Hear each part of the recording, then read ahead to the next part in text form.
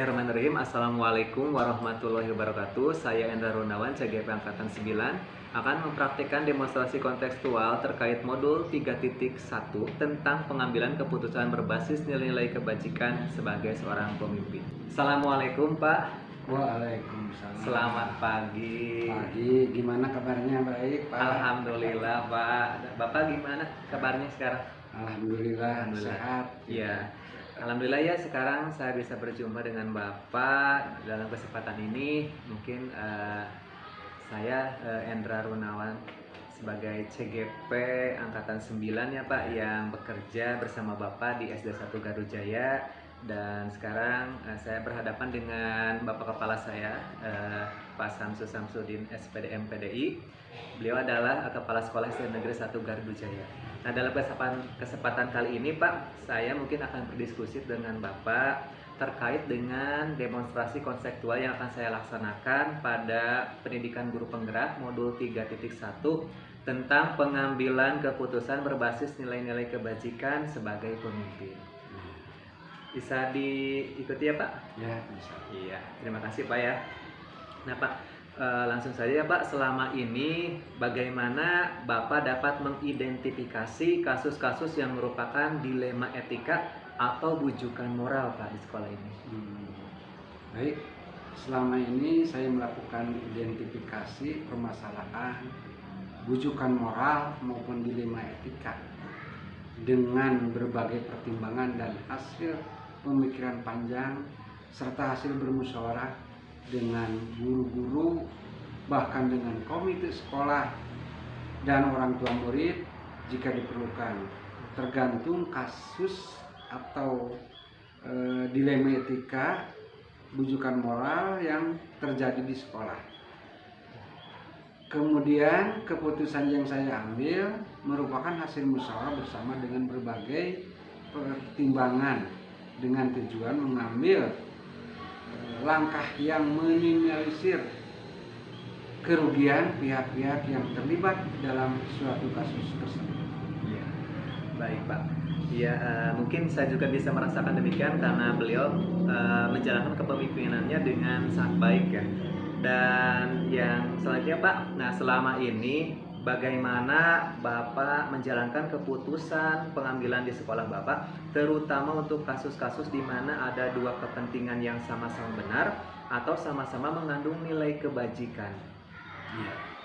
Sebagai seorang pemimpin, tentunya saya mempunyai tanggung jawab yang sangat-sangat besar ketika dihadapkan dalam suatu situasi yang mengharuskan untuk mengambil sebuah keputusan. Tentunya saya harus mengidentifikasi masalah. Apabila masalah itu yang harus diambil A, kemudian bagaimana untuk B, maka dari itu kasus tersebut harus berada di bujukan moral atau dilema etika. Kemudian ada beberapa hal yang perlu kita lakukan untuk mengambil keputusan, yaitu kita harus mempraktikkan beberapa hal. Di antaranya yaitu masalah tersebut melibatkan siapa saja, fakta-faktanya apa, dan dari masalah tersebut seperti apa, mempertimbangkan masalah tersebut melanggar norma, aturan atau tidak.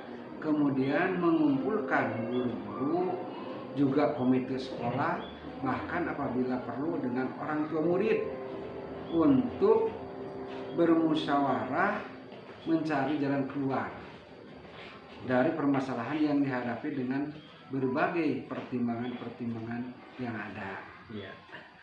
Berarti ini menyangkut dengan stakeholder atau sekolah sebagai tripusat pendidikan ya, seperti itu ya Pak. Betul.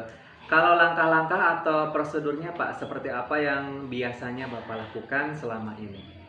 Langkah-langkah atau prosedur yang harus ditempuh manakala dihadapkan dua permasalahan. Yang pertama adalah dengan mengidentifikasi permasalahan yang ada, kemudian saya mengenali nilai-nilai apa yang bertentangan dalam suatu ini. Setelah itu saya menentukan siapa yang terlibat. Kemudian dalam hal itu seringkali saya melibatkan guru ataupun komite dan orang tua murid untuk melaksanakan 3 prinsip resolusi itu, mencari kemungkinan penyelesaian. Selanjutnya saya akan membuat keputusan, kemudian merefleksikannya. Ya. Penting sekali untuk refleksi ya Pak, supaya kita bisa tahu jalan yang terbaik mungkin ya Pak ya. Nah, hal-hal apa saja ya Pak yang selama ini Bapak anggap efektif dalam pengambilan keputusan pada kasus-kasus dilema etika Pak? Hal-hal yang harus ditempuh manakala terjadi permasalahan etika ketika kita berhadapan dengan dilema etika. Hal yang cukup efektif dalam pengambilan keputusan pada kasus dilema etika adalah menggunakan 3 prinsip, yaitu berpikir berbasis hasil akhir, kemudian berorientasi pada aturan yang benar, dan mengutamakan rasa peduli. Kemudian harus memperhatikan dampak jangka panjang juga merupakan hal yang efektif. Selain itu, saya tidak pernah melewatkan musyawarah ataupun diskusi dengan para guru dan pemangku kepentingan dalam menyelesaikan sebuah kasus atau permasalahan yang terjadi di sekolah yang saya pimpin. Iya, betul sekali Pak, karena ini musyawarah itu penting sekali dilakukan ya Pak, tanpa keputusan secara sepihak mungkin ya Pak ya. Nah, luar biasa Pak. Nih, hal-hal apa saja yang selama ini merupakan tantangan Pak dalam pengambilan keputusan pada kasus-kasus dilema etika Pak? Menurut saya, dilema etika adalah permasalahan yang memang agak sulit untuk diputuskan karena menyangkut hal-hal yang sama-sama benar. Itu adalah tantangannya. Kemudian saya kembalikan lagi pada nilai-nilai yang saya pegang teguh dan aturan yang berlaku, serta tidak lupa kepedulian terhadap sesama juga harus saya pertimbangkan. Iya, betul. Benar sekali Pak. Nih, kalau begini Pak, apakah Bapak memiliki jadwal tertentu dalam penyelesaian kasus etika atau dilema etika? Apakah Bapak langsung menyelesaikan di tempat atau memiliki jadwal khusus ya untuk menyelesaikannya? Bentuk atau prosedurnya seperti apa yang Bapak jalankan? Dalam hal itu tergantung seberapa mendesak dan seberapa besar pengaruh terhadap kepentingan murid dan lembaga yang saya pimpin. Jika memang memerlukan waktu atau pihak-pihak lain yang terlibat, maka saya membuat alokasi waktu khusus. Iya, oh iya, supaya permasalahannya bisa lebih clear dan lebih itu ya Pak, karena ada jeda waktu, bisa lebih fokus ya Pak menyelesaikannya seperti itu. Nah, adakah seseorang atau faktor-faktor apa yang selama ini mempermudah atau membantu Bapak dalam pengambilan keputusan dalam kasus-kasus dilema etika? Permasalahan atau kasus dilema etika memang masalah yang sangat cukup membingungkan. Ya. Sebagai seorang kepala sekolah, tentunya saya harus mampu membuat keputusan ataupun kebijakan dengan berdasarkan nilai-nilai kebajikan yang saya pahami. Untuk memudahkan saya dalam mengambil keputusan itu, saya selalu melibatkan dewan guru ataupun komite sekolah untuk mengikuti musyawarah mencari jalan keluar terkait dari masalah yang sangat dan sulit sedang dihadapi karena menyangkut kepentingan murid juga kepentingan lembaga pendidikan yang saya pimpin. Ya, betul. Betul sekali Pak. Nah, kalau dari semua hal yang telah disampaikan, mungkin ini pertanyaan terakhir ya Pak. Kita diskusinya, pembelajaran apa yang dapat Bapak petik dari pengalaman Bapak mengambil keputusan dilema etika? Pembelajaran yang Bapak ambil berdasarkan nilai-nilai kebajikan dalam diri harus selalu saya perkuat. Kemudian prinsip pengambilan keputusan dengan adanya musyawarah untuk mufakat.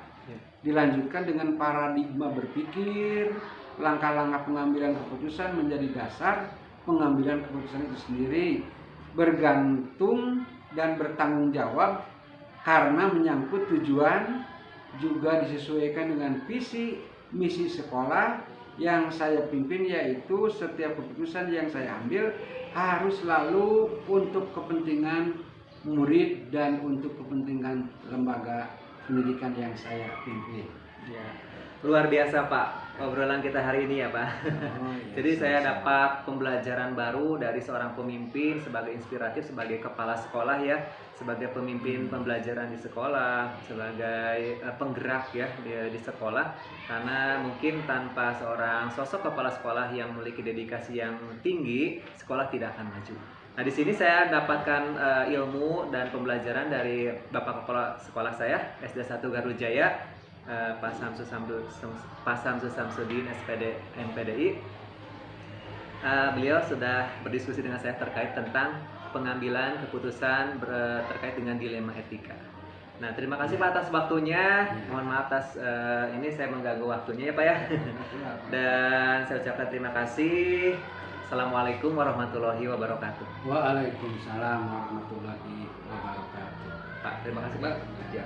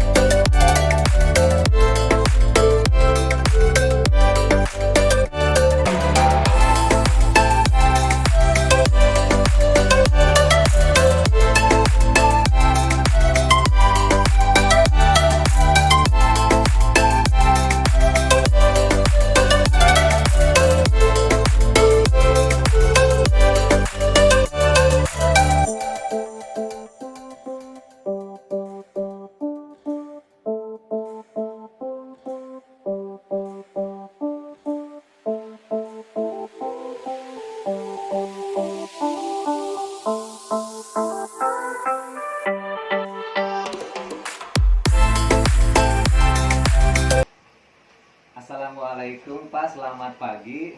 Selamat pagi, waalaikumsalam warahmatullahi wabarakatuh. Alhamdulillah Pak, saya Endra CGP Angkatan 9. Iya. Pada kesempatan kali ini saya ingin berdiskusi dengan Bapak selaku Kepala Sekolah di SD Negeri 1 Cinyasai, Kecamatan Panawangan. Boleh.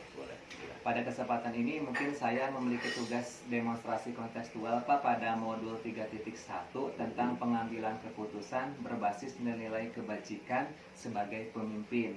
Iya. Mungkin itu yang akan saya lakukan Pak untuk berdiskusi hari ini Pak.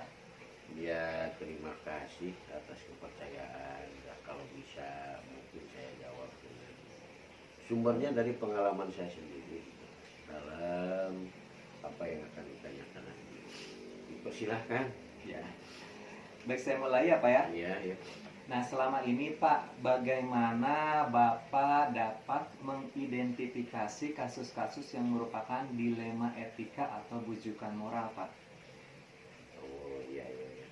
Yang pertama saya lakukan adalah mengidentifikasi kasus ya dengan melakukan pengamatan terlebih dahulu terhadap kasus yang terjadi. Jadi mendengar berita informasi dari satu pihak tidak bisa, berarti kan harus dari dua belah pihak. Nah, mengecek kebenaran kasus itu ya intinya adalah jika suatu masalah saya akan melakukan cross check ya agar tidak baik dan tindak lanjut. Namun jika ada hal yang berbeda sama-sama maka saya akan musyawarahkan dengan pihak-pihak yang terkait yang ada di sekolah. Ya. Oke Pak, berarti Bapak sudah cermat ya dalam menanggapi kasus yang terjadi di sekolah. Harus. Iya. Kemudian Pak, ini selama ini nih bagaimana Bapak menjalankan keputusan pengambilan di sekolah Bapak? Terutama untuk kasus-kasus di mana ada dua kepentingan yang sama-sama benar atau sama-sama mengandung nilai kebajikan.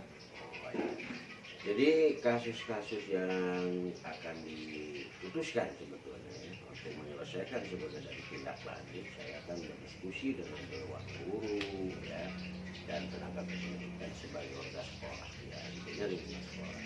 Jika perlu dengan komite sekolah dan orang tua siswa, karena lembaga ini tidak punya sendiri, lembaga itu berkaitan dengan yang namanya TRI itu yang ada di sekolah. Betul sekali Pak ya. Jadi dan itu harus dimaksimalkan ya Pak ya. Iya, iya. Betul Pak. Kalau langkah-langkah atau prosedurnya Pak, seperti apa yang bisa Bapak lakukan selama ini Pak?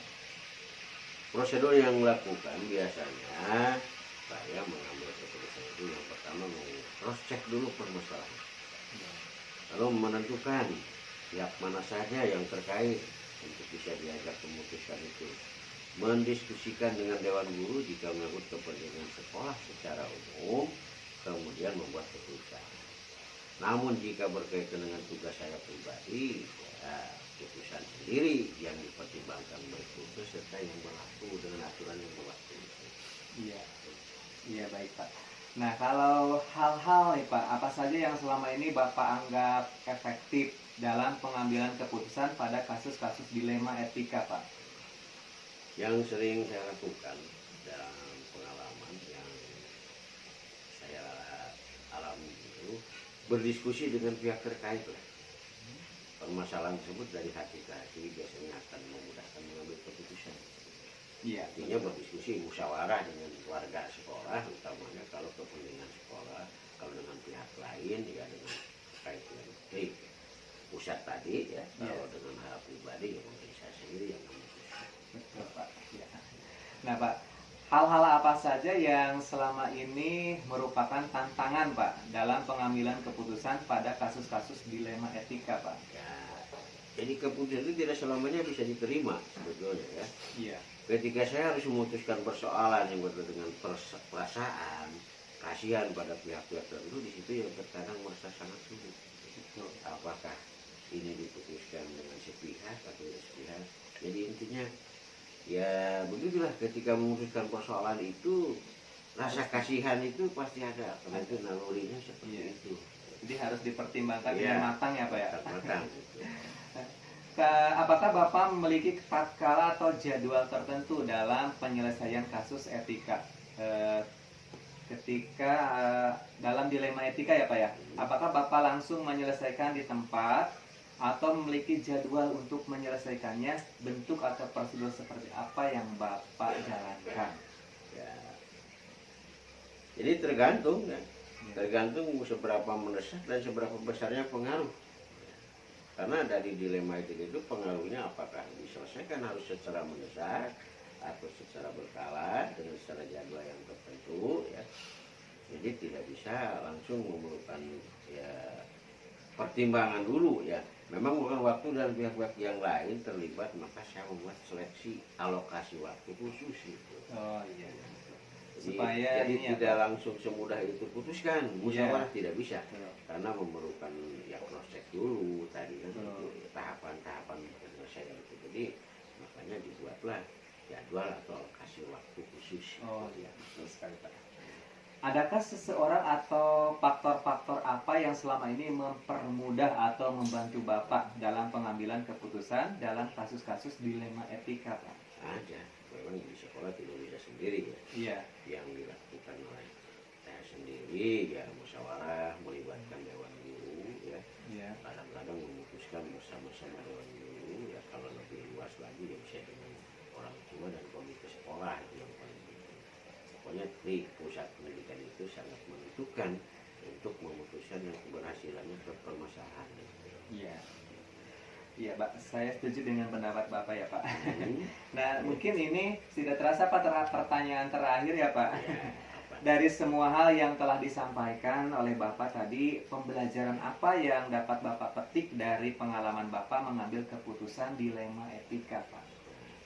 Ini sangat sangat besar ya pengalaman ini, karena salah satu bekal bagi saya dalam menghadapi permasalahan di sekolah atau ya dilema ITK ini seharusnya diputuskan dengan kebersamaan, itu baru bisa jadi keputusan. Itu yang pertama, musyawarah. Pembelajaran bagi saya itu seringnya musyawarah. Yang kedua, penjadwalan untuk memutuskan apakah bisa itu atau saat itu atau perlu waktu. Yang ketiga, yang paling berharga ini, apakah dengan menimbang dari nurani moral itu kepada pihak yang harus diputuskan itu bisa dilakukan atau tidak.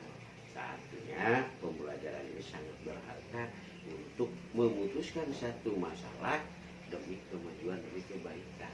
Ya, amin Pak. Semoga ini Bapak sebagai pemimpin juga bisa memberikan ke arah yang lebih baik lagi demi kemajuan di sekolah yang Bapak pimpin ya Pak. Amin. Ya, baik Pak, terima kasih. Mungkin ini atas waktunya, alhamdulillah ya, dalam kegiatan diskusi ini sudah selesai.